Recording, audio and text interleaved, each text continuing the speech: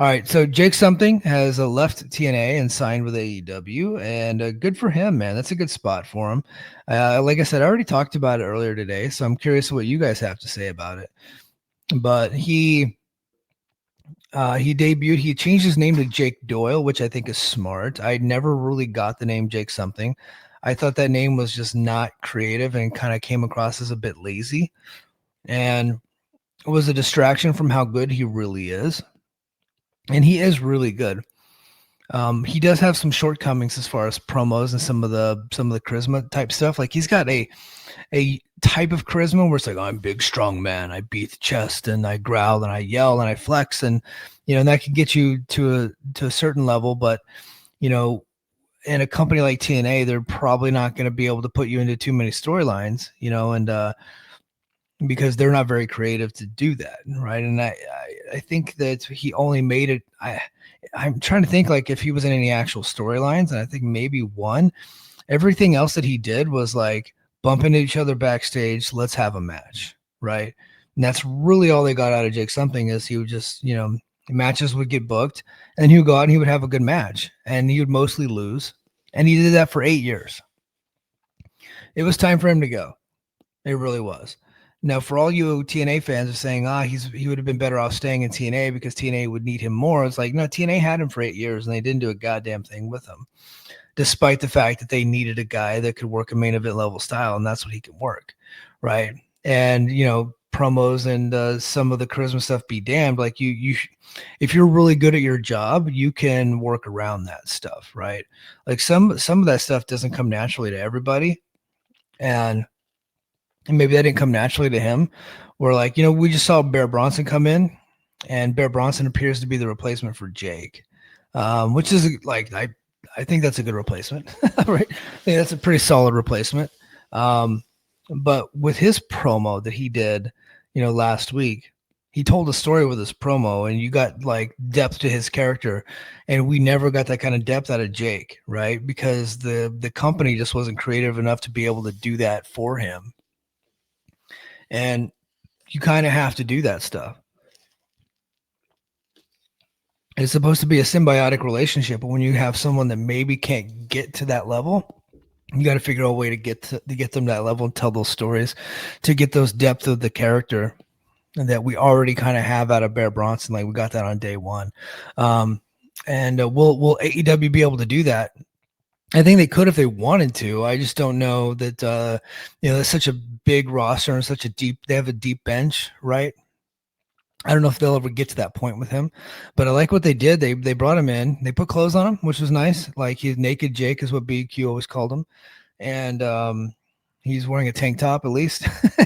They changed the name Jake Doyle. I always felt like the Jake Something name was a distraction. And, they put him in a tag team with Mark Davis, and I was like, that's a money move right there. And they put him with Don Callis' family. Don Callis can cut promos for him, and Don Callis can explain to you who Jake is. Right? TNA just never did that. They never had got him a manager.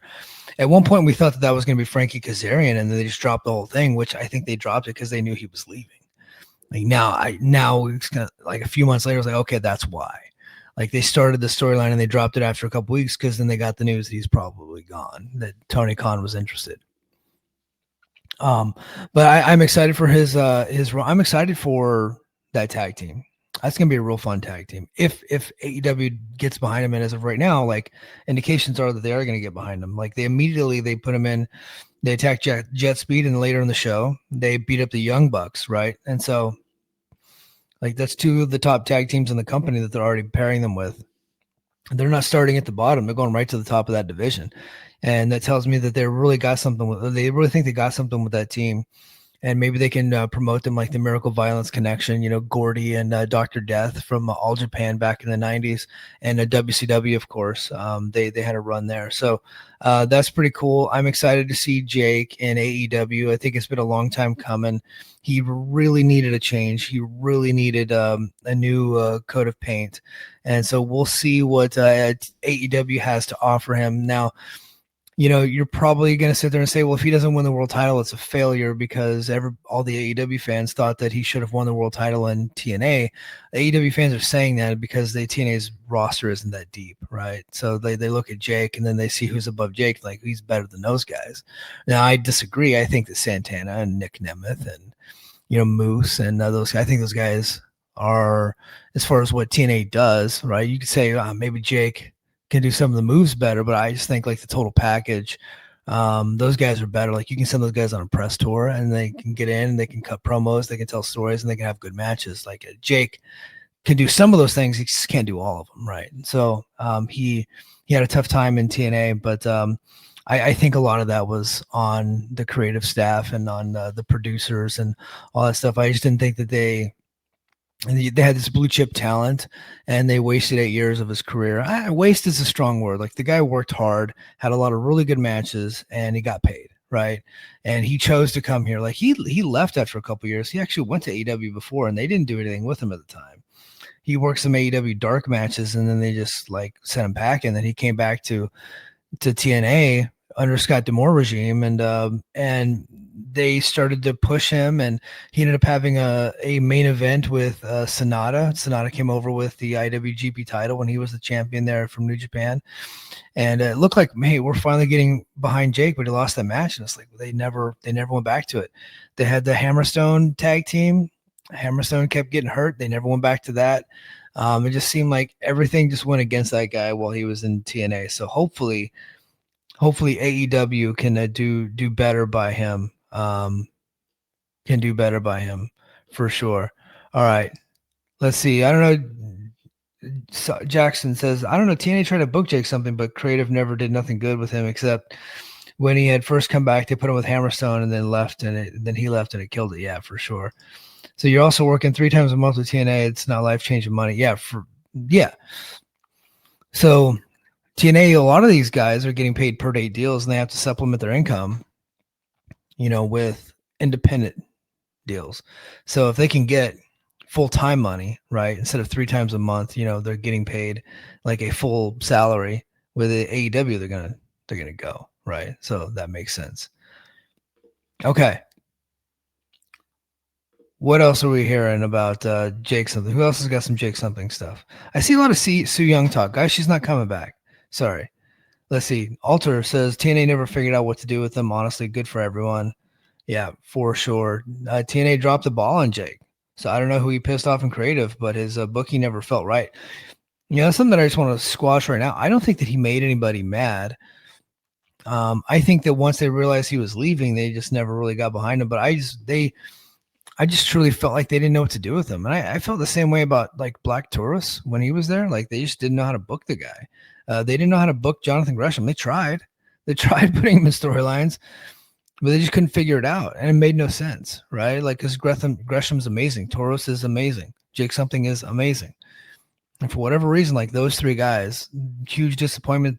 Their runs were hugely disappointment. And I think that there's a lot of blame to go around, but I think the blame for the most part goes on the booking staff, right? The creative staff. Gerard says the change in regime fucked him. Yeah, Scott D'Amore was, Scott D'Amore was more behind him than the current regime, but like he's the one that had him as like cousin Jake, right? And didn't really like do anything with him either. He put him in some big matches, but like again, go back and think about how long Jake's been there. 8 years. How many storylines has he had? Can like anybody name like an actual storyline that lasted, right? Other than like I think he had a couple match series with some people, right? But he never really had like a storyline where he was fighting for something, right? Or somebody was getting vengeance on him, or he's getting vengeance on somebody else that really sticks with it. He never had the Santana Ali story. He never had anything like, Eddie Edwards and Frankie Kazarian, or Steve Macklin and Eric Young, or Steve Macklin and Josh Alexander. Like he's never had that. Mustafa Ali and Speedball. You know what I mean? Like an actual storyline where it's serialized, where, there are things happening every single week. We never got that with him for 8 years. Never got it. And I think that's sad. That sucks because I think he's a really talented guy.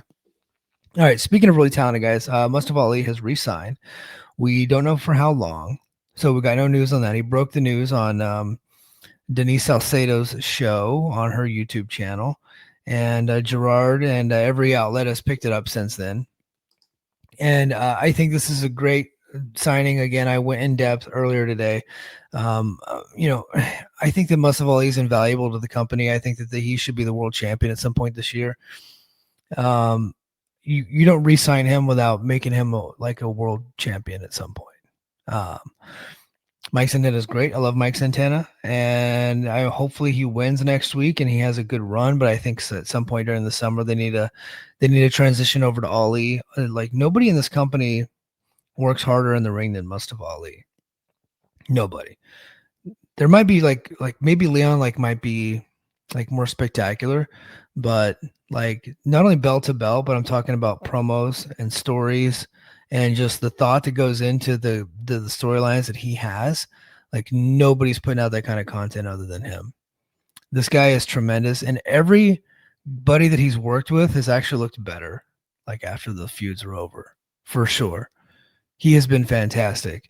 And at some point, they need to put the belt on him. They need to reward him for his behavior, for his hard work, and hopefully he gets signed to some type of long-term deal. And maybe he just doesn't, want a long-term deal with TNA because he just, maybe he doesn't see the stability there. But I think that they need to get there at some point with him because he's just fantastic. Okay, all right. Yeah, I'm probably not gonna do an Ali clip again. All right. Little Shorty says, I need TNA starting building up their homegrown talent. I start moving them up the card and not be stuck in X division and tag divisions. I think one of the Rascals should be a main event scene by now. Yeah, we'll see if they can get them re-signed, right? And their deals are coming up, like all of them. And we'll see if any of them can be re-signed. And at that point, then you can start thinking about maybe putting one of them in the main event. I think Dez, Wentz, or Trey Miguel, any of those three, I think you could put them in main events for sure. Like they're that talented.